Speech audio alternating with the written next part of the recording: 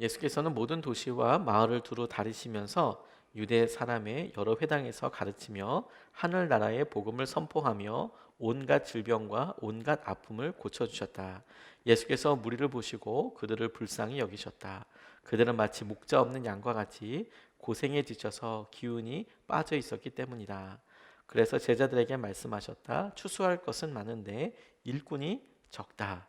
그러므로 너희는 추수하는 주인에게 일꾼들을 그의 추수밭으로 보내시라고 청하여라. 아멘. 하나님 말씀입니다. 예수님의 선글라스라는 이제 긴 주제를 가지고 예수님께서 말씀하셨던 비유들을 이렇게 살펴보고 있습니다. 예수님이 비유를 사용하셨을 때에는 이 이야기에 목적하는 바가 있습니다. 그리고 대상이 있을 때도 있습니다. 대상이라 함은 두 가지로 나누어지는데 이 비유를 듣고 있는 곳에서 그 사람들에게 어떤 말을 할 때 그 대상일 수도 있고, 이 비유 자체에 어떤 특정한 부류, 예를 들어서 바리새파 사람들이나 혹은 종교 지도자들이나 혹은 불쌍하고 가난한 사람들이나 이야기에 나오는 대상도 나올 때가 있습니다.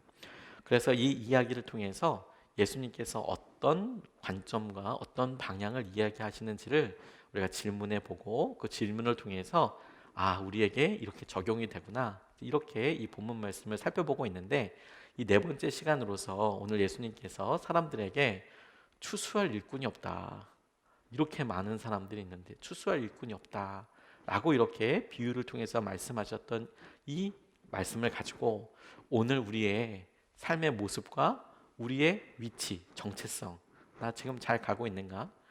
주님께서 우리를 바라보고 계시는 모습과 우리가 우리 자신을 바라보고 있는 모습이 지금 같은가? 다르다면 어떻게 이것이 하나 되기 위해서 나아가기를 원하시는가? 이런 관점에서 오늘 본문 말씀을 좀 같이 적용해보고 묵상해보고 싶습니다. 여기 계신 분들은 아마 한 번쯤은 다 보셨을 거라고 생각이 드는데, 스타워즈라는 영화가 있습니다. 1977년에 조지 루카스 감독이 77년 5월 27일에 개봉했다고 하더라고요. 저도 깜짝 놀랐습니다.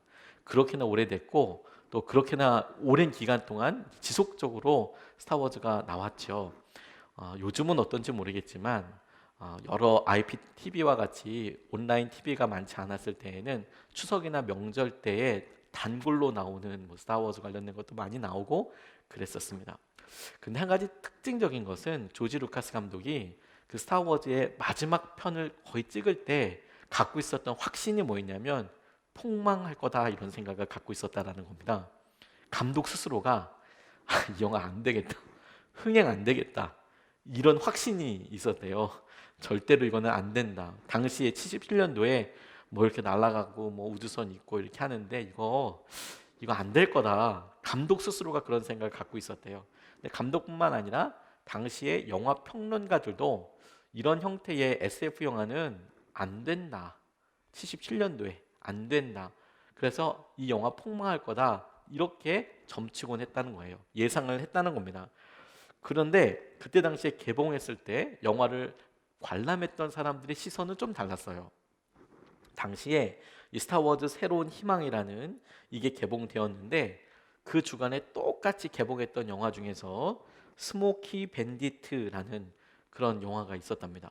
박스 오피스에서 이 스모키 밴디트가 1위, 스타워즈가 2위, 이렇게 했다는 거예요.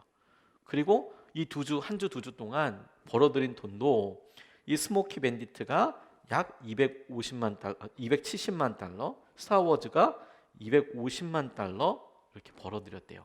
그러니까 그만큼 입장하는 사람이 많았다라는 거겠죠. 입장 수입이 많았다라는 거니까. 그런데 또 하나 특징적인 것은 뭐냐면 스모키 밴디트라는 영화는 386개 영화관에서 동시 상영을 시작했는데, 이 스타워즈는 단지 43개 영화관, 약 10분의 1 조금 넘는 그런 데서 상영을 했음에도 불구하고 엄청나게 데이트를 한 거죠. 동시에 상영하는 극장 수가 약 9분의 1, 10분의 1이 조금 넘고 한 9분의 1 정도 되는 그만한 영상을 틀었는데, 극장에서 틀었는데 동시대에 그렇게 많은 돈을 막 이렇게 많은 사람들이 와서 봤다는 것은 엄청난 영화였다는 거죠. 두 번, 세 번 보는 사람들이 많았고 친구들 손잡고 오는 사람들도 그렇게 많았대요. 그런데 이 영화가 2016년이 됐을 때 이 스타워즈 시리즈 중에서 하나가 개봉됐을 때는 300억 달러를 버려들었답니다. 처음 개봉했을 때에 비하면 뭐 물가 차이도 있지만 약 12,000배, 스타워즈가 12,000배 정도, 그 정도 완전 떡상하게 되는.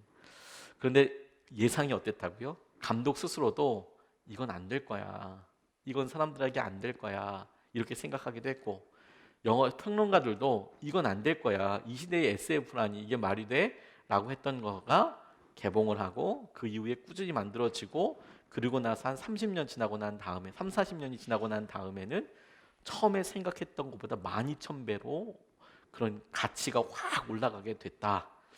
이게 우리에게 지금 우리의 삶을 바라보는 모습, 시선에 대해서 한번 제대로 고쳐보고 생각해보고 질문해보는 계기가 되었으면 좋겠어요.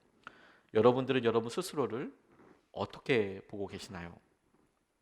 내가 지금 살고 있는 믿음에 대하여, 그리고 우리 스스로가 우리 자신에 대해서 갖고 있는 자존감은 어디서 시작되는 걸까요? 그게 우리는 이렇게 하면 안 될 거야, 혹은 이렇게 믿음 생활하면 어려워, 힘들어, 다양하게 우리가 어떤 분야나 사람이나 우리가 어떻게 처했을 때에 말하는 방법은 다를 수 있지만, 적어도 하나님과 우리는 어떻게 같은지 혹은 어떻게 다른지를 물어보는 것은 굉장히 중요하겠다고 싶어요. 후회 없는 삶을 위해서. 그리고 이 본문 말씀이 저는 바로 그 부분을 준다, 제시해 준다, 질문한다고 생각하게 됐습니다.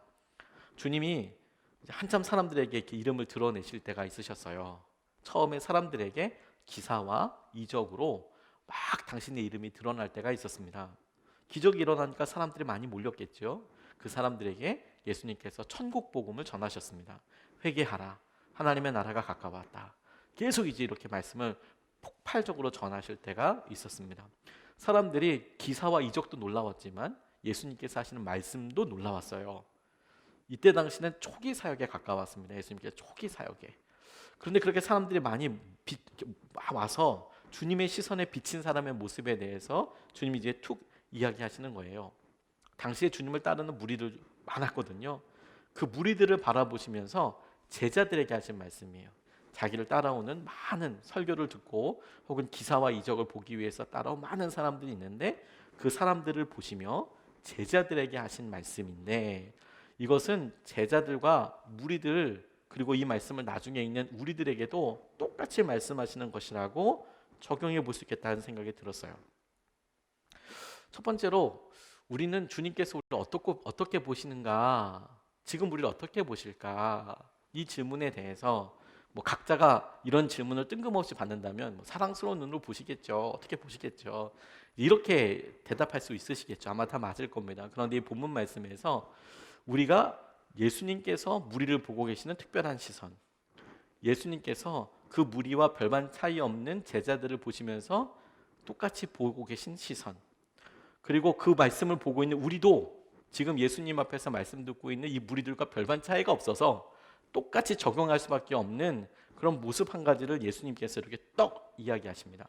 그게 뭐냐면 35절로 36절까지 말씀에 예수께서는 모든 도시와 마을을 두루 다니시면서 유대 사람의 여러 회당에서 가르치며 하늘나라의 복음을 선포하며 온갖 질병과 온갖 아픔을 고쳐주셨다. 우리가 잘 알고 있는 내용이죠. 36절 말씀이 이렇게 나옵니다. 예수께서 무리를 보시고 그들을 불쌍히 여기셨습니다. 그러면서 그 이유를 뭐라고 말씀하시냐면, 그들은 마치 목자 없는 양과 같이 고생에 지쳐서 기운이 빠져 있었기 때문이다. 이렇게 말씀하세요. 자, 이 장면을 한번 여러분들 머릿속에 상상하면서 떠올려 보십시오.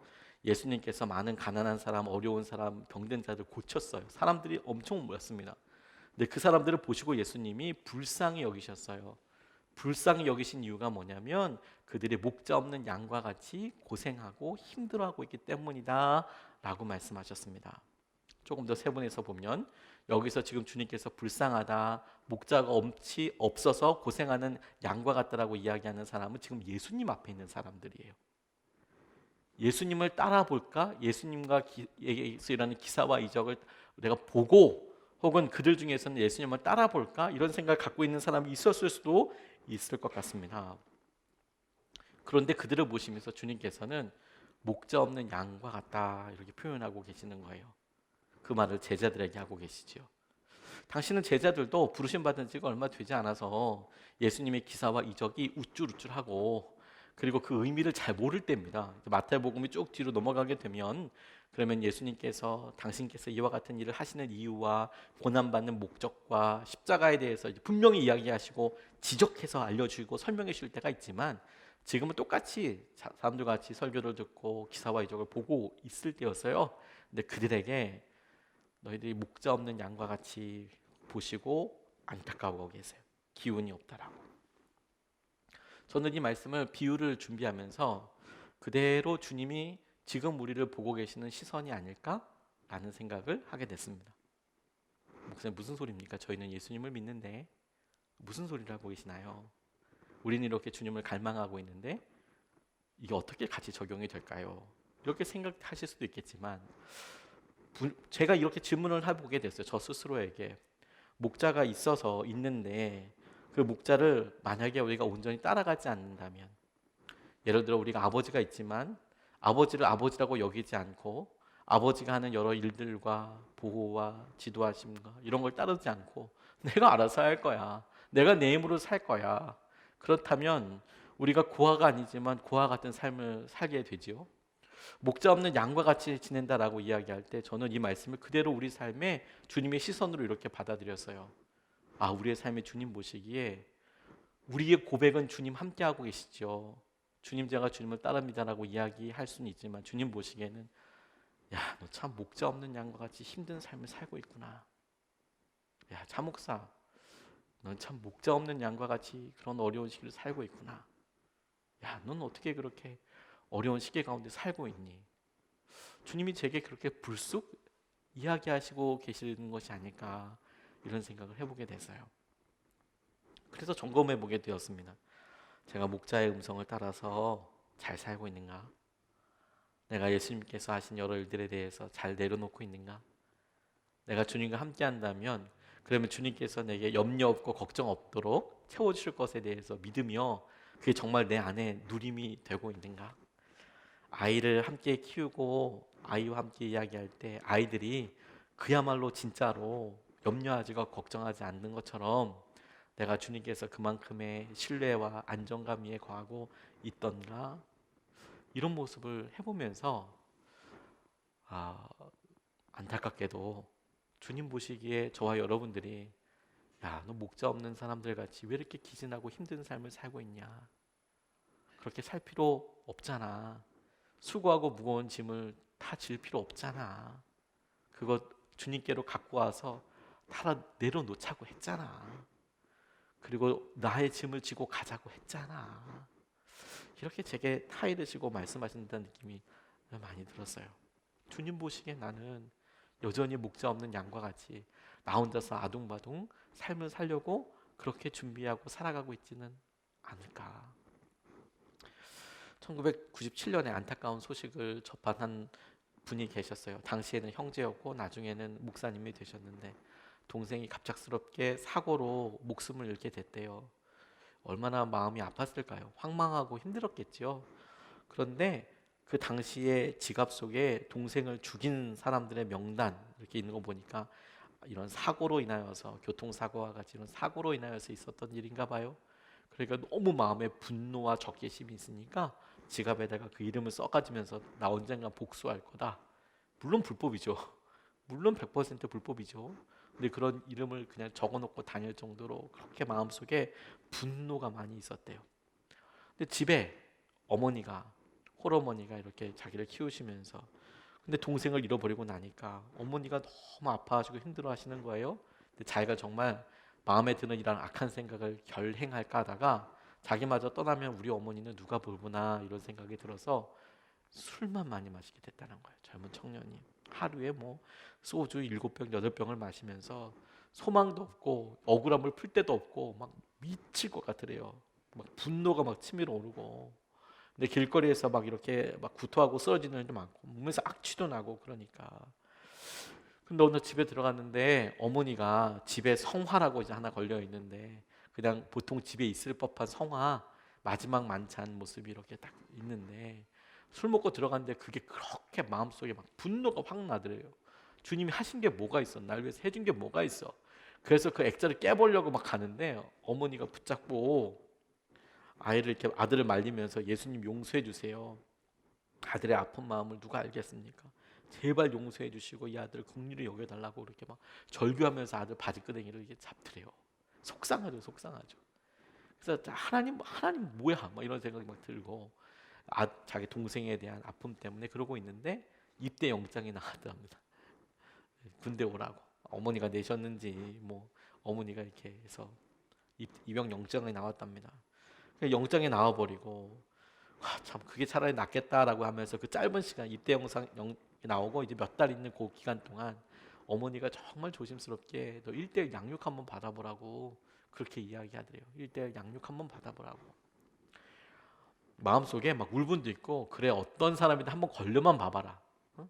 양육 붙여준다고 하면 내가 진짜 뻔때를 보여주든지 욕을 해주든지 내가 진짜 내가 다 풀어낼 거야. 막 다 쏟아낼 거야. 걸리기만 해라. 진짜 막 마음속에 다 죽여버릴 거야 이런 느낌이었대요. 자기가 받겠다고 순전히 악한 의도죠. 누구든 나를 양육하겠다고 오기만 하면 내가 진짜 화내서 막 그렇게 할 거야. 이런 생각을 가지고 어머니한테 양육 받겠다고 그랬대요. 그런데 참 아이러니하게도 교회에서 양육을 붙여주겠다고 이렇게 하는데 안 붙는 거예요. 나서는 사람이 없는 거예요. 이 형제의 그런 모습을 보고 쉽사리 이제 내가 맡겠다 이런 사람이 없었던 거죠. 근데 그렇게 시간도 별로 없는데 며칠이 지나고 나서 전화가 왔답니다. 전화가 젊은 목사님 한 분이 직접 양육하겠다고 그렇게 전화를 줬대요. 전화 받고 나서 이 청년이 목사라고? 야, 목사면 다냐? 어디 한번 걸려봐라. 시비 걸 거 잔뜩 준비해서 잔뜩 뿔이 나가지고 약속 장소 이렇게 갔대요. 그랬더니 교회에 앉아서 기다리고 있는데 한 사람이 자기에게 다가오더래요.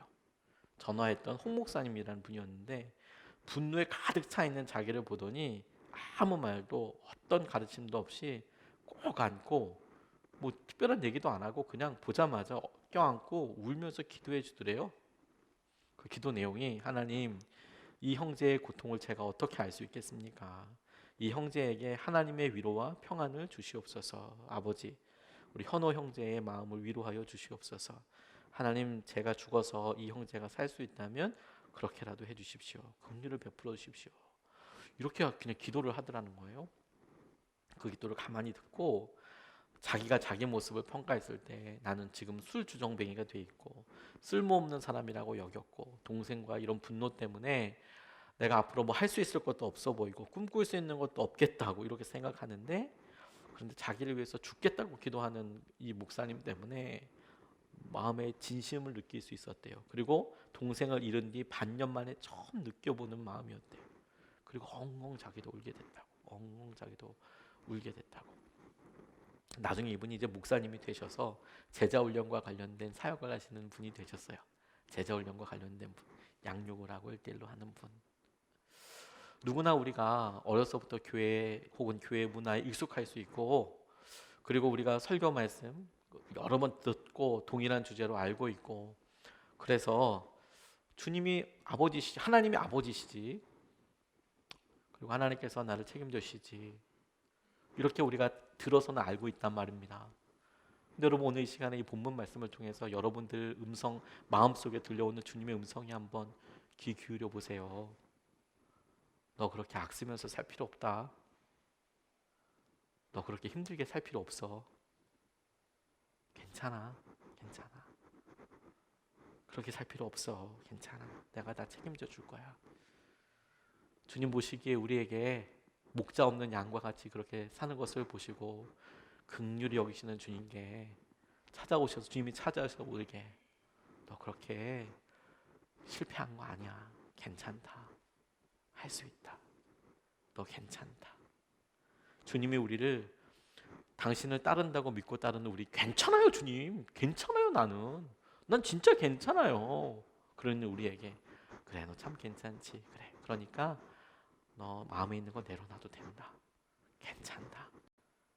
그 주님 앞에 주님 저를 긍휼히 여겨주십시오. 주님 제가 너무 마음이 아파요. 너무 힘들어요 주님. 주님 저를 그렇게 긍휼히 봐주십시오. 그렇게 솔직히 기도하고 주님께 나아가는 게 너무 중요한 부르심이라는 생각을 하게 됐어요. 주님이 보시기에 우리가 그렇게 보이신다니, 주님 제 모습이 참 그렇게 불쌍하고 주님의 긍휼을 구할 수밖에 없습니다. 그런 의미에서 주님께서 이제 따르라, 너 이제 나를 따라라 라고 했을 때 이 말씀은 축복의 말씀이에요. 축복의 말씀. 우리를 책임지시겠다는 거 아니에요? 우리를 책임지겠다는 거 아니에요? 어느 선교사님이 아내가 암에 걸려서 어려운 시기를 지금 겪고 계신 이 선교사님이, 이제 지금 또 코로나 시기 아닙니까? 코로나 시기여서 되게 답답한데 이제 본인은 아내의 항암 과정 때문에 한국에 나와 있고, 코로나 때문에 자주 왔다 갔다 할 수도 없고, 아내는 이제 움직일 수도 없고, 항암이 1차, 2차, 3차 계속 되니까. 그런데 새롭게 인도네시아에서 사역을 시작하시는 분이 계시기에 그분에게 본인들이 처음에 나올 때만 해도 사모님이 이렇게 암이나 항암 과정을 겪게 될지 상상을 잘 못하셨거든요. 그러니까 짐이 인도네시아에 그대로 있는 거예요. 그러니 이제는 항암 과정도 있고 애들도 있으니까 짐이 나와야 하잖아요. 중요한 짐이 이제 나와야 하니까. 그러니까 이제 짐을 빼러 가면서 새롭게 시작하는 선교사님에게 본인이 쓰던 것들 중에서 많은 것들을 이제 드리고, 자기도 그렇게 받았던 것처럼 이제 본인은 당분간 인도네시아에 가족이 오기는 좀 어려우니까, 아내가 사모님이 일단은 항암하셔야 되잖아요. 그러니까 짐도 다 나눠줄 겸, 또 계약도 이제 끝나갈 때가 되니까 집도 이제 거기 이제 살던 방식과 이런 것대로 보통 선교사님들이 그 집에 같이 들어가기를 원해요. 왜냐하면 이제 집주인이랑도 다 설득이 끝났고 웬만한 거 다시 또 설명할 필요가 없으니까. 그러니까 이제 그게 편리하니까 그 집을 연결해 주기도 하고 이런 것들 때문에 가셨는데, 문득 이제 아내의 짐들을 이렇게 정리하게 된 거죠. 짐을 빼서 가져올라 하니까. 그런데 아내의 그 짐 중에서 하나님께서 자기가 주신 말씀이라고 성경 말씀 이렇게 적은 카드 하나가 이렇게 나오더래요. 그걸 이제 툭 글에다가 이렇게 올리셨더라고요. 메시지 성경으로 마태복음 10장 25절 말씀인 것 같은데, 그 말씀이 이 사모님에게 그런 일이 있을지 없을지도 모르는 상황에서 이 사모님이 딱 잡아두신 말씀으로 붙잡은 말씀이에요. 메시지 성경인데요. 하나님께서 괜찮다 하시면 괜찮은 거다. 하나님께서 괜찮다 하시면 괜찮은 거다. 여러분, 하나님께서 괜찮다 하시면 괜찮은 거예요. 괜찮은 거예요. 우리가 주님의 음성에 귀 기울이고 주님이 보시는 나를 긍휼히 보시고 내 삶의 이런 모습을 보고 있을 때, 나를 왜 그렇게 보셔? 나는 괜찮은데, 나는 아무 문제 없어, 나는 괜찮아. 네, 그런 마음 충분히 이해하고 납득이 가지만 주님께서 그렇게 바쁘고 분주한 우리에게 2번, 3번 말씀해 주신다니까요. 하나님께서 괜찮다고 하시면 괜찮아요. 괜찮아요. 여러분, 내려놓으셔도 돼요. 주님께서 그렇게 이끌어 주실 거예요. 주님은 우리를 그런 눈으로 보신다라는 것에 대해서, 주님 그렇게 나를 긍휼히 여겨주시고 나를 붙잡아 주십시오, 이렇게 기도할 마음이 생겼다면, 그러면 또 다른 질문 하나가, 지금 우리가 우리 자신을 어떻게 보고 있는지를 보여주는 계기가 됩니다. 첫 번째, 주님이 우리를 긍휼히 보고 계신다. 목자 없는 양과 같이 사는 것을 보시고, 이건 말씀에 딱 명확하게 적혀져 있지만, 우리가 우리 자신을 보는 이 시선은 사실 본문에 숨겨져 있어요. 그런데 질문 하나를 빡 해보면 우리가 우리 자신을, 이 세상을, 우리가 지금 하고 있는 여러 환경들을 어떻게 보고 있는지를 딱 드러나게 됩니다. 그게 뭐냐면, 내가 무슨 일을 할 수 있을까, 이런 질문이에요. 37절 38절 말씀을 보면, 그래서 제자들에게 말씀하셨다. 추수할 것은 많은데 일꾼이 적다.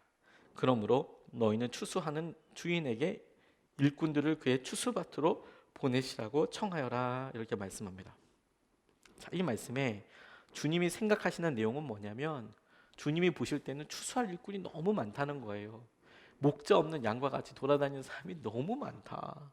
우리를 포함해서 너무 많다. 그래서 그 사람들에게 다가갈 추수할 일꾼들이 너무너무 많이 필요하다. 이게 주님의 시선이고 주님이 지금 우리를 보고 계시는 관점이죠. 주님의 시선입니다. 자, 그런데 이제 질문을 해볼게요. 우리 판단에는, 우리 시선에는 지금 추수할 것이 많은 시대로 보이나요?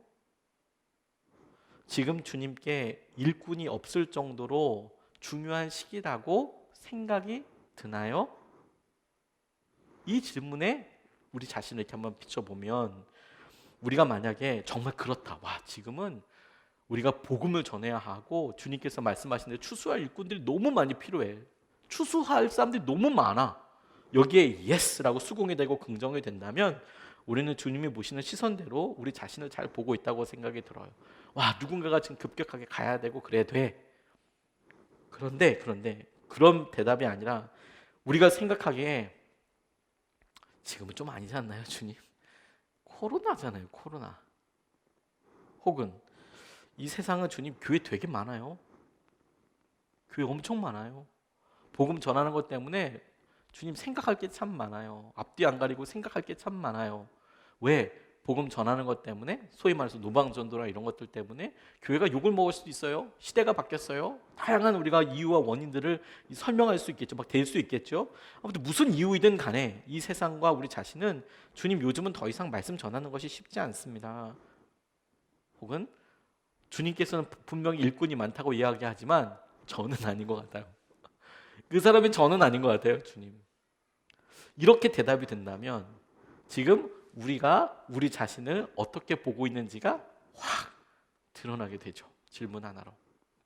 이 질문을 하기 전에는 그냥 그런 대로 잘 믿음 생활을 하고 있는 사람이라고 생각을 할 수가 있어요. 우리가 코로나 시기에 열심히 예배도 하고 온라인으로 예배를 드리고 오프라인으로도 예배 드리고, 그러니까 이 정도면 사실 괜찮잖아요. 우리가 적당히 뒤에 잘 숨을 수 있습니다. 그런데 주님께서 추수할 일꾼이 너무 많다, 많이 필요하다, 추수할 이렇게 많다, 추수할 일꾼 많이 필요하다 라고 당신께서 우리를 향한 입장을 명확하게 밝히셨잖아요. 근데 우리가 나는 안 그렇게 보이는데요? 라고 생각이 든다면 그 대답과 그 태도를 통해서 우리가 주님과 전혀 다른 시선으로 우리 자신과 그리고 우리 세상을, 세계를 지금 보고 있구나, 이해하고 있구나, 이게 이제 확 드러나는 거예요. 마치 막 여러 개가 섞여 있는 용액에, 여러 물질에 촉매제 하나가 이렇게 팍 들어가서 확 분리되는 것처럼, 색깔이 확 분리되고 혹은 어떤 반응이 확 일어나는 것처럼 질문 하나가 난 괜찮다고 생각하는 여기에 아니야, 하나님께서, 주님께서 보고 계시는 것과 네가 보고 있는 게 달라. 그걸 내가 보는 나로서, 내가 보는 나는 괜찮고 잘 가고 있고 이렇게 싶지만 내가 보는 나는 내가 주님의 말씀대로 순종하지 않고 심지어 주님과 같은 곳을 바라보고 있지 않구나 라는 것을 보게 되는 계기가 되는 거죠.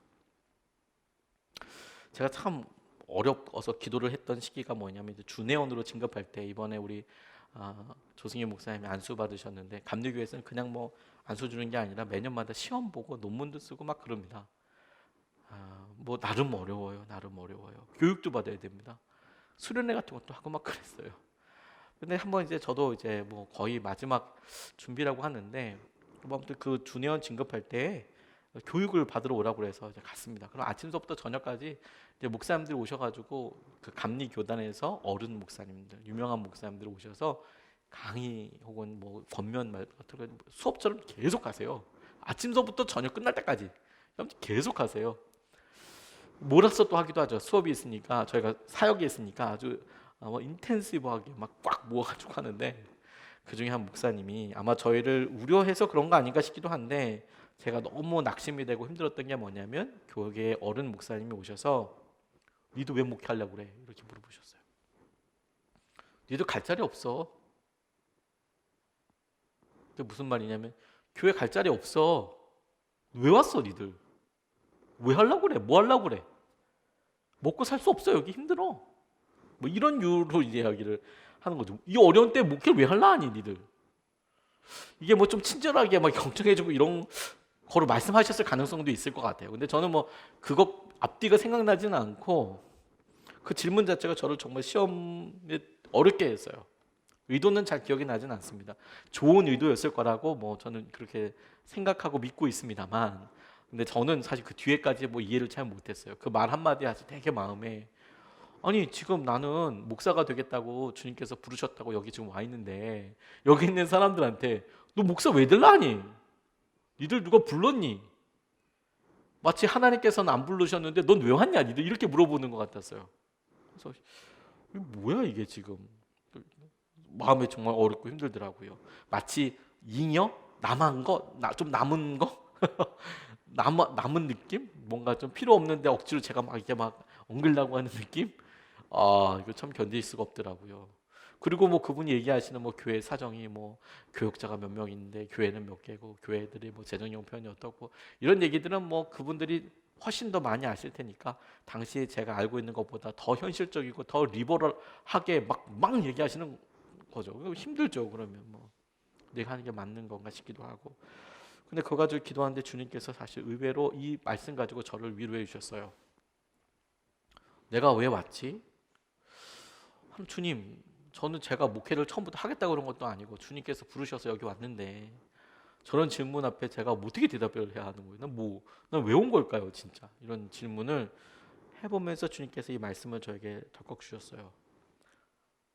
주님 보시기에는 추수할 일꾼이 많이 필요하다. 세상에 건져야 될 사람들이 너무너무 많아. 목자 잃은 양과 같이 돌아다니는 사람들이 아직도 너무너무 많다. 추수할 일꾼이 필요하다. 주님이 저에게 그렇게 이 말씀을 통해서 이야기하셨어요. 여전히 주님께는 추수할 일꾼이 많이 필요하다. 여전히 주님께는 우리가 보고 있는 상황과 현실이 어떻든 정치적으로 종교가 기독교가 어떻게 연결돼서 거기에 대한 폐해가 뭐고 아픔이 뭐고 모르는 바는 아닌데 그럼에도 불구하고 주님께서 이 말씀을 가지고 우리에게 덜컥 다가오실 때는 생각해 보았니? 저에게 기룡아, 내가 보기엔 여전히 추수할 사람들이 너무 부족하다. 추수할 게 이렇게 많다 라고 말씀하시는 주님이시더라는 거죠. 교회 일꾼들이 많이 필요합니다. 뭐 교회가 유지되기 위해서가 아니라 교회가 교회로서 선교를 하려고 하고 예배를 드리려고 하면 당연히 일꾼들이 필요하죠. 봉사할 곳이 없다고 또 이야기하시는 분들이 또 계세요. 그럼 이제 어떻게 만나게 드려야 될까 진짜 고민입니다. 제가 할 수 있는 건 이거고 제가 낼 수 있는 시간은 이거입니다 라고 그렇게 말씀해 주셔서 또 감사하죠. 그래서 최대한 맞춰드리려고 하는데 근데 어떤 경우 넘을 수 없는 한계들이 이렇게 있을 때가 있잖아요. 그럴 때 그건 이제 사실 둘 중에 한 곳에서 이제 포기를 해야죠. 내가 이걸 내려놓고 그럼 이렇게 하겠습니다. 이렇게 가겠습니다. 이렇게 할 수 있는 통로들이 있는데 이제 어느 순간에 이제 선들이 이제 명확하게 있죠. 그건 좀 어려울 것 같아요. 힘들 것 같아요. 이해합니다. 납득이 갑니다. 그런데 주님의 마음만은 우리 같이 알아야 되지 않겠습니까? 일할 사람이 많이 필요하다. 추수할 일꾼이 많다. 이런 거요. 링컨이 전쟁 중에 북군이 남군과 이렇게 전쟁을 이렇게 하고 있었는데 리치먼드라는 곳까지 이렇게 밀어붙이게 됐대요. 북군이 사실 계속 졌거든요. 계속 지고 계속 수세였어요. 그래서 이제 남군과 북군이 이제 막 싸우다가 이제 북군이 이제 이기기 시작하는 거예요. 수세에서 이제 공세로 바뀌면서 리치먼드까지 이렇게 밀어붙였을 때 이게 너무 기쁜 거죠. 계속 수세였는데 계속 밀렸는데 이제 공세로 나서면서 야 우리가 드디어 이 남군들을 이제 물리쳤다 이거예요. 물리쳤다.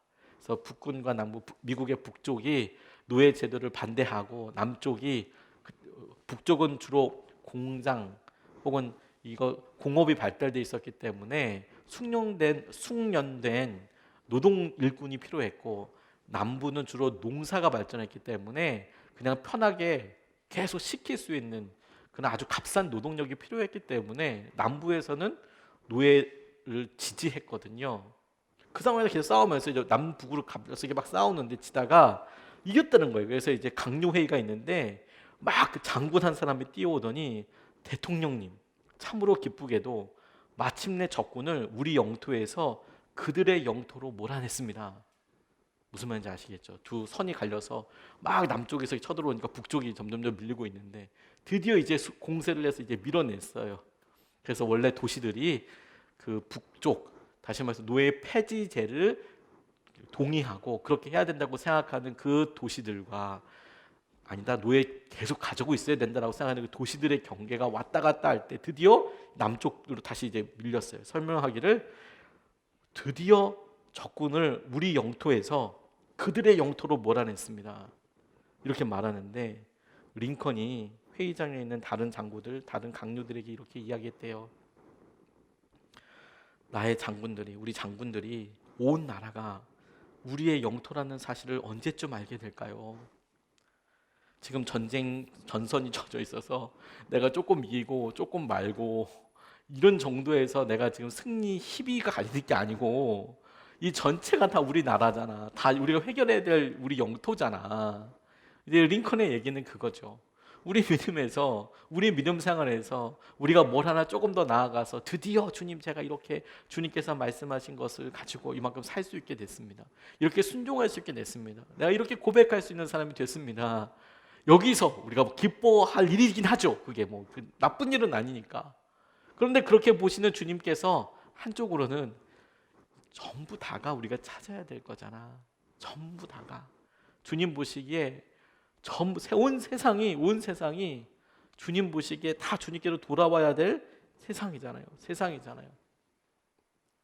그런데 우리가 그걸 보지 못하고 있는 거예요. 안타깝게도. 주님은 여전히 우리에게 성경 말씀으로 다가오시고 그 성경 말씀을 여전히 우리가 읽고 그 말씀대로 살아보려고 진지하게 고민한다면, 그러면 오늘 주님께서 일꾼이 필요하다라고 하시는 말씀이 우리에게 요즘 상황은 좀 아닙니다 라고 이야기하기엔 너무 부족하고 너무 말도 안 되는 우리 자신의 변명밖에 안 될 거예요. 우리 자신을 보기에 초대교회에 어마어마한 사람들이 선교한 거 아닙니다. 베드로가 한번 설교하면 3,000명씩 됐다고 나와 있지만 실제로 베드로가 세운 교회는 적어도 기록상에는 남아있지 않습니다. 바울이 가는 곳마다 기사와 이적이 일어나고 엄청난 뭐 일을 했다고 하고 거기 했지만 실제로 고고학자들이 보면 바울이 그렇게 설교하고 했던 것 전에 그곳에서 노예의 신분으로, 상인의 신분으로, 여성의 신분으로, 군인의 신분으로 그곳에서 이미 예수 그리스도를 믿는 사람들이 있었어요. 교회가 설 때까지 섬기고 사랑하는 그런 익명의 사람들이 있었어요. 주님 보시기에는 여전히 돌아와야 될 사람들이 많이 있는 거죠. 이것이 우리 예수님의 사람들 교회에 저는 방향이 됐으면 좋겠습니다. 코로나로 인하여서 혹은 여러 경제적인 상황으로 인하여서 저는 우리 성도님들 기도를 많이 하고 있습니다. 그리고 실제로 그렇게 이루어지게 해달라고 정말 간절히 주님 앞에 기도하고 있습니다. 그런데 우리 모두가 잊지 말아야 할 것이 있어요. 우리의 간절한 기도 제목들을 당연히 주님께 올려드리고 그것을 통해서 주님을 만나지요. 그런데 여러분, 주님께서 저와 우리들 모두에게 주신 비전은 우리 삶에서 우리가 어떤 어려움과 영역을 넘어서는 수준을 포함해서 그게 안 중요하다는 게 아니라 중요한 문제인데 포함해서 온 세상이 회복되는 데까지 나아가는 거예요. 우리의 영토가. 우리 자신은 이쯤에서 괜찮다고, 이 정도도 되긴 하다고 이렇게 하는 수준이 아니라, 그런 의미에서 주님께서 우리에게 원하시는 모습이 있더라고요.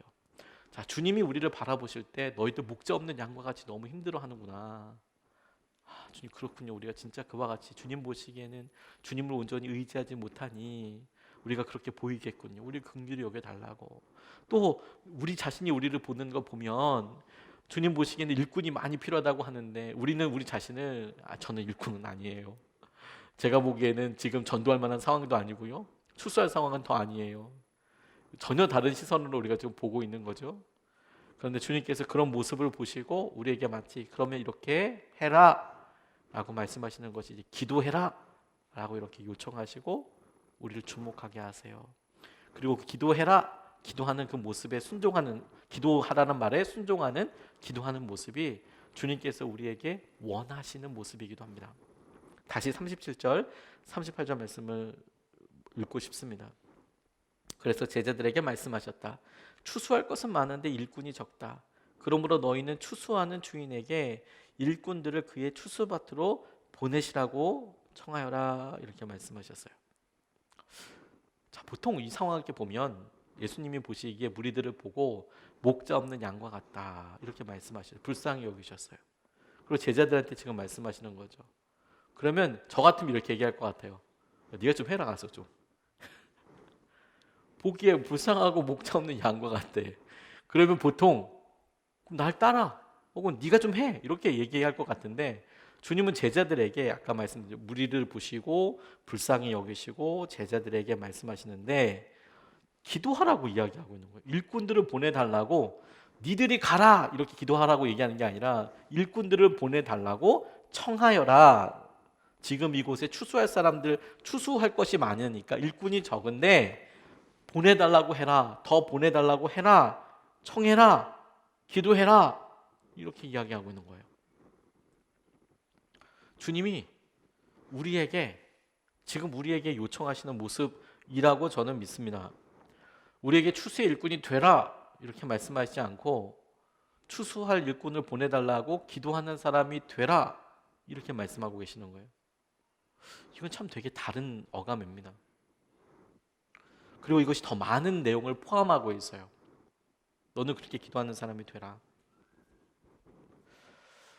기도하면 그 일에 동참하게 됩니다.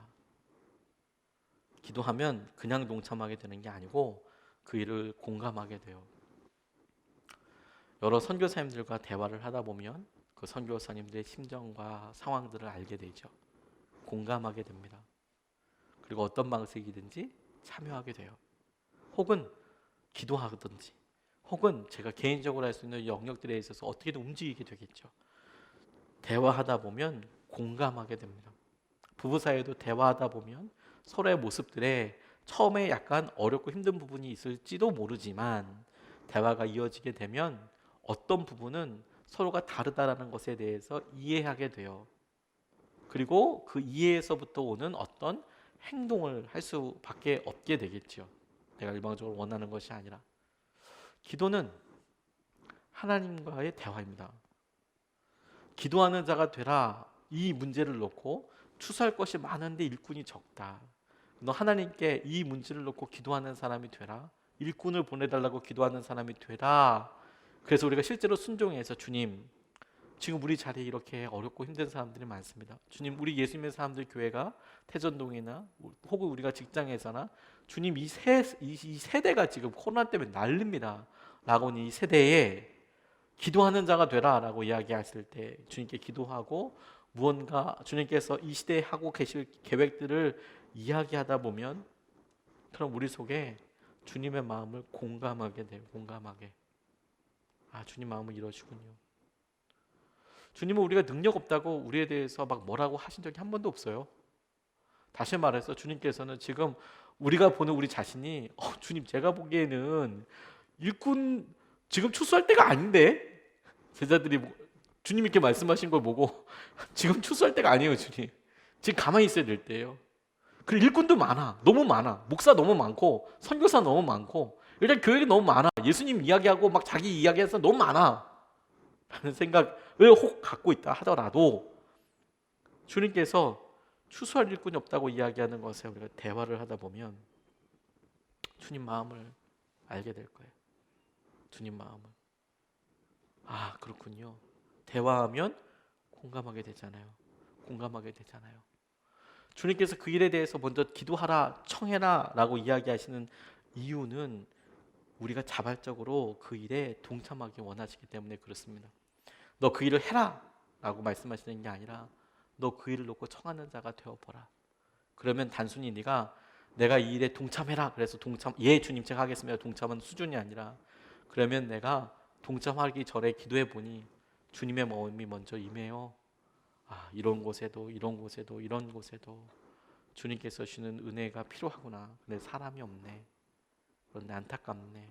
그렇게 이야기하려고 하지만 사람이 없네. 안타깝네. 그 마음을 먼저 보게 돼요. 그렇게 기도하는 것은 단순히 우리 자신, 이 이야기를 듣고 있는 우리 자신만 그 일에 동참하는 것에서 끝나지 않습니다. 첫 번째는 자발적으로 이렇게 사람이 없네요. 주님 저래도 써보세요. 저래도 쓰세요. 이렇게 주님께 자발적으로 동참하게 되죠. 그런데 두 번째 더 놀라운 건 뭔지 아세요? 동시에 우리 자신뿐만 아니라 이 일에 여러 사람이 함께하기를 원하게 됩니다. 나만 아니라 이 일에 함께하기를 원하게 돼요. 주님의 마음을 보고 나니 이게 나 혼자 들어가서 될 문제가 아니라 이거 같이 해야 되는 거구나. 함께 같이 하는 거구나. 함께 반응하게 돼요. 함께 기도할 수 있도록. 그래서 나 혼자서 하려고 하면 뭐 들어갈 수 있지만, 그런데 여전히 내 능력으로 그러면 하겠다라고 이제 막 날뛰고 막 이럴 수 있죠. 그게 아니고 너 이 일에 대해서 주님의 마음을 봐라. 이렇게 추수할 게 많다. 저를 보내주세요, 주님. 그리고 이 일을 함께하게 해주세요. 이렇게 많으니 함께하게 해주세요. 라고 이야기할 때 이 함께하는 사람이 얼마나 귀한지 기쁨으로 동력하게 되고, 그리고 하나가 할 수 있는 것을 둘이 나눠서 하면 힘들고 어려운 상황이 아니라 더 놀라운 열매들을 맺을 수 있게 돼요. 그런데 여러분, 이거에 더해서 주님께서 너 이것을 놓고 기도하는 자가 되라라고 이야기했을 때, 우리가 실제로 기도하게 되면 누리게 되는 가장 커다란 축복과 은혜가 뭐냐면, 우리 자신도 기도의 응답인 것을 알게 돼요. 내가 자발적으로 일을 하게 되고요, 내가 주위 사람들과 함께 한다는 것을 알게 되는데, 마지막으로 내가 기도하다가 내가 어느 순간에 일에 동참되어 있고, 그리고 보니 나는 연약하고 힘들어서 계속 업앤다운이 막 지나가죠. 그런데 나 스스로 생각해 보는 거예요. 내가 이걸 놓고 기도했더니 나도 기도의 응답이고, 이렇게 되어지는 일도 기도의 응답이구나. 다시 말해서 이건 내 책임이 아니구나. 주님이 이거 함께 하시는 거구나. 그걸 알 수 있고 보게 되는 겁니다. 손양원 목사님이 우리에게 사랑에 관련돼서 참 많은 그런 도전들을 해주셨죠. 여순 반란 사건 때 아들 둘이 안타깝게 목숨을 잃게 됐습니다. 그리고 나중에 그것이 잘 진압이 되고, 당시에 자기 두 아들을 죽였던 공산주의에 아주 물들여 있던 안재선이라는 사람을 알게 됐고, 그 사람을 용서해 달라고 탄원도 하고, 그리고 자기 아들 삼겠다고 그렇게 받았죠. 참 귀한 분이죠. 아들 삼겠다고 이야기했을 때 손동희 권사님, 이 손양원 목사님의 막내딸, 어린 이 막내딸이 아빠한테 가서 그렇게 많이 울면서 때렸을 때 아빠 말이 안 된다고요. 어떻게 우리 오빠들을 죽인 그 남자를 내가 어떻게 오빠라고 부를 수 있냐고. 난 죽어도 못한다고. 내가 사랑하는 오빠들을 죽인 그 사람을 내가 어떻게 오빠들을 불렀던 똑같은 호칭으로 오빠라고 부르냐고. 난 죽어도 못한다고. 또 하나, 내가 어떻게 그 사람 오빠들을 죽인 살인자, 살인범이랑 어떻게 날마다 같이 겸상하냐고. 어떻게 날마다 같이 밥을 먹냐고. 나는 그렇게는 죽어도 못하겠다고. 그렇게 손영원 목사님한테 막 이야기했대요. 근데 손영원 목사님이 잡아놓고, 나 같은 죄인을 위해서 돌아가신 예수님, 그분의 십자가에 대해서 날 위해서 돌아가셨다. 그래서 이 손영원 목사님이 본인의 뜻대로 이 손동희 권사님, 그때 당시 아주 어린 아이 설득하기도 하고 그렇게 했대요. 그래서 결국에는 아들로 삼았죠. 근데 안타까운 것은요, 곧 이어서 6.25가 터지고 6.25 때 이 손영원 목사님이 돌아가세요. 돌아가시고 나니까 이 안재선이라는 그 아들 둘을 죽였던 그 살인했던 그분이 거기서 손영원 목사님 계실 때는 좀 말도 듣고 이렇게 하다가 거기를 떠나게 됐다는 거예요. 그래서 거의 50여 년 동안 연락도 하지 않았대요. 이 손동희 권사님이나 여수의 애향원에 와보지도 않았대요. 그리고 나중에 밝혀진 바로 의하면 본인이 바로 그 사람이라고도 얘기하지 않았대요. 내가 바로 그렇게 손양원 목사님의 두 아들을 죽였던 사람이라고 주위 사람들한테도 이야기하지 않았대요. 그 이후로 어렵게, 경제적으로 힘들고 어렵게 살다가 인천 쪽에서 부두에서 집 내리는 그런 일들을 하시다가 간암으로 돌아가셨대요. 막노동을 하다가 간암으로 이 안재선이라는 그렇게 기가 막히게 살렸던 그분이 죽었대요.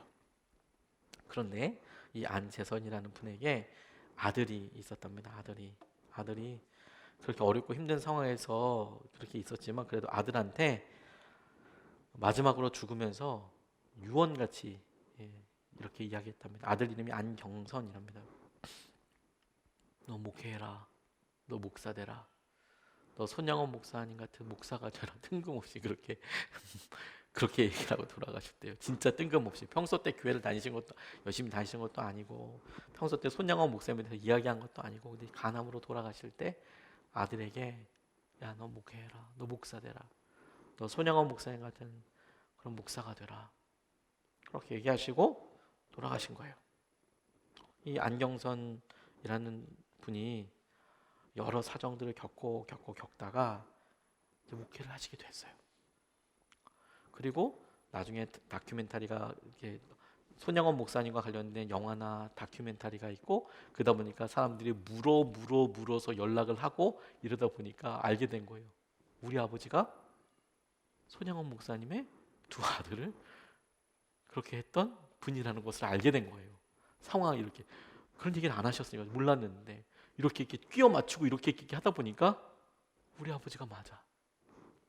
자기가 목사가 됐는데, 원주에서 목회를 하고 있는데, 그래서 자기가 너무 마음이 어렵기도 하고 힘들기도 해서 애양원 교회에 찾아가서 용서를 구해야겠다. 아버지가 한 50년 동안이나 안 갔으니까 내가 아들로서. 그런데 되게 부담되더래요. 그러니까 본인은 뭐 애양원이랑 자기의 삶으로는 직접적으로 관련되어 있는 건 없지만 우리 아버지가 이 손양원 목사님 두 아들을 그렇게 했고, 그 관련된 자료가 다 있고, 관련된 사람들이 그래도 생존자가 몇몇 남아있는 애양원 그 교회에 가서 간다는 것 자체가 너무 사실 부담되고 안 하고 싶고, 그런데 전화를 드렸대요. 먼저 전화 드리고 오지 말라고 하면 안 가지 뭐 되잖아요. 그래서 제가 이러이러한 사람인데 제가 꼭 그곳에 가서 용서도 구하고 싶고 방문해 보고 싶다고. 근데 이제 그 전화를 손동희 권사님께서 받으셨대요. 당시에 손동희 권사님이 오라고 환영한다, 오라고. 그런데 목사님이라는 얘기를 듣더니 권사님께서 설교해달라고, 우리 교회 주일을 와서 설교 좀 해달라고. 뭐 일찍 가긴 했겠습니까? 시간 맞춰서. 그 자리가 결코 편한 자리가 아니잖아요. 만약에 뭐 저나 여러분들이 외국에서 혹은 멀리 떨어진 곳에서 만난다면 반가우니까 일찍 만나서 뭐 아침이라도 먹고 얘기도 하다가 이렇게 했겠지만 거기 뭐 좋은 사람 있겠어요. 그리고 뭘 잘한 일 있다고 거기 이렇게 가서 뭐 하겠어요. 그래서 이제 갔는데 처음에 이제 방문해서 예배를 딱 드리는데 설교 제목을 이렇게 딱 보는데 그가 주가 쓰시겠다 하라. 종려주일 때 우리가 한번 했었던 나귀를 보고 이거 주가 쓰시겠다고 해라, 어린 나귀. 그 이야기를 설교 제목을 딱 이렇게 하는데 손동희 권사님이 그 제목을 보자마자 우시더래요. 주가 쓰시겠다 하라. 교인들이 그걸 딱 보더니 다 울더래요. 설교가 시작된 게 아니고, 설교 이렇게 시작한 게 아니고 제목에 주보와 이게 주가 쓰시겠다 하라. 그걸 딱 보고 성자의 두 아들을 죽인 살인자의 아들이라고 하더라도 주가 쓰시겠다면 그러면 쓰시는 거죠. 주님께서 쓰시겠다 하면 그러면 쓰시는 거죠. 저는 그 이야기를 이렇게 듣고요, 손양원 목사님이 했을 법한 기도를 떠올려 보게 됐어요. 손양원 목사님이 했을 법한 기도란 뭐 어려운 게 아니라 살아있을 때 그 두 아들들이 죽기 전에 기가 막히게 똑똑하고 믿음 생활도 그렇게 깊고 주위 사람도 전도도 그렇게 했다던 그 두 사람을 위해서 목사님이 한 번쯤은 목사가 되게 해달라고 기도하지 않았을까? 한 번쯤 해봤을, 주님의 종이 되게 해달라고 기도해보지 않았을까? 주님의 신실한 종이 되게 해달라고 기도해보지 않았을까? 그런데 안타깝게 죽음을 당하고 안재선이라는 아들을 이렇게 새로 얻게 되었을 때 한 번쯤 기도해보지 않았을까? 그 몇 년 동안, 6.25 나기 전에 그 몇 년 동안 하나님, 우리 두 아들 데려가고 이 아들 이렇게 주셨는데 이 아들 주님의 종으로 쓰게 해주십시오. 이렇게 기도해보지 않았을까? 본인이 그렇게 너무 무참하게 죽임을 당하고 그러고 나서도 거의 뭐 50년, 60년이 지나고 난 다음에 그 자기 아들을 죽였던 사람의 아들이 이제 목사가 돼서 주가 쓰시겠다 하라 라는 그 말에 주님께서 그 애양원에서 여전히 추수할 게 많아, 여전히 일꾼이 부족해서 그것이 살인자의 아들이어도 내게는 꼭 필요하다. 우리에게도 똑같이 마찬가지라는 생각을 하고 고백하게 됩니다. 주님이 원하시는 나, 우리에게 처음부터 이거 해라 마라 이렇게 얘기하지 않으세요. 기도해봐라, 기도해라. 그럼 우리가 주님의 마음을 알게 돼요. 아무도 주님 쓸 사람이 없네요. 저라도 써주시죠 주님. 저라도 괜찮다면. 그리고 다른 사람과 동력하는 게 너무 즐거워요. 기도의 제목이니까. 그리고 우리가 이 길 갈 때 이게 기도의 응답이라는 것을 알아요. 흔들리지 않아요. 누구든 주님께서 하시는 것을 보게 되는 것이죠. 오늘 우리가 다시 한번 이 코로나 시기에서 우리가 당연히 믿음의 양심과 믿음의 상식으로서 코로나 방역 잘해야 된다고 저는 생각합니다. 철저하게 된다고 생각해요. 우리가 할 수 있는 최대한 다 하고 온라인 예배든 오프라인 예배도 같이 합니다.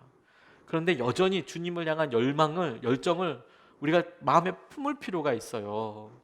이런 여러 상황들에 우리 개인적인 여러 일들과 어려움들과 관련된 일들이 많고 기도 제목이 되죠. 중요합니다. 그건 당연히 기도해야 합니다. 그런데 그럼에도 불구하고 목자 없이 불쌍한 우리들에게 하나님께서 주님의 입술을 통해서 말씀하시는 것에는 우리가 여전히 귀 기울여야 한다는 거예요. 추수할 일꾼이 필요합니다. 여전히 추수할 일꾼들이 필요해요. 여전히 선교를 해야 하고, 여전히 전도를 해야 하고, 여전히 복음은 전파돼야 하고, 여전히 주님의 말씀은 예배 가운데 높임을 받으셔야 합니다. 그게 어느 곳이든 주님께서 우리 가운데 높임을 받으시고, 전도자가 나와야 하고, 선교해야 하고, 주님께서 하시는 것을 위하여 반응해야 한다는 거예요. 그게 우리가 주님의 말씀 가운데 서는 주님의 도전이라고 싶어요. 내가 보는 나가 아니라 주님이 보시는 나, 주님이 보기 원하시는 내 모습대로. 세 가지 말씀으로 같이 나눴어요.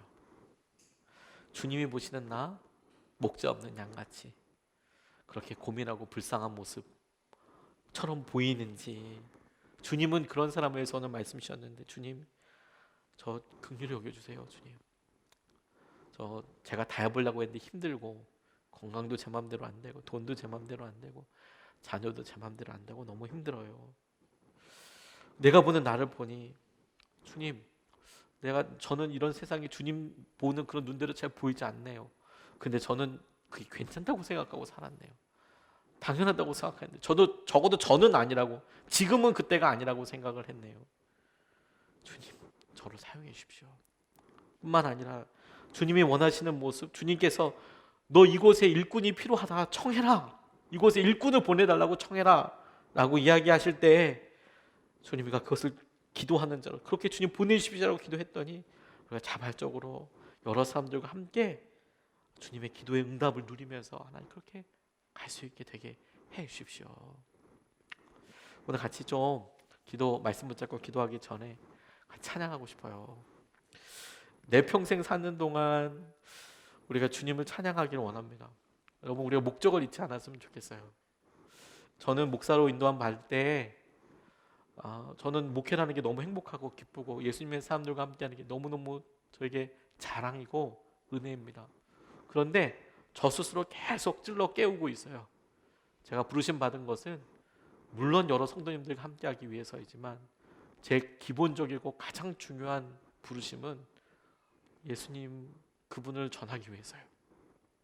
그것밖에 없어요. 예수님 때문이에요. 제가 사역하는 건 예수님 때문이에요. 저희 교회가 여기 서 있는 것은 예수님 때문이에요. 다른 이유 없어요. 예수님 때문이에요. 그리고 우리가 날마다 예배 드리는 것도 예수님 때문이에요. 그리고 여러분들이 조금 섭섭하다고 생각할 수 있지만 제가 이곳에서 여러분들 위해서 기도하고 여러분들이 저를 위해서 함께 기도하고 하는 그 이유도 예수님 때문이에요. 다른 이유는 없어요. 그 주님께서 추수할 일꾼이 필요하대요. 같이 기도했으면 좋겠어요. 하나님, 열방에서 뭘 할까요? 어떻게 전도할까요? 어떻게 할까요? 주님 마음 품게 해주세요. 그래서 오늘 내 평생 사는 동안 주님 이것이 내게 기쁨이 되고 은혜가 되고 능력이 되고 주님을 바라볼 수 있는, 주님을 찬양하게 되는 통로가 되게 해주십시오. 먼저 우리가 이거 기쁘게 찬양하고 이제 우리 말씀 붙잡고 함께 같이 기도하겠습니다.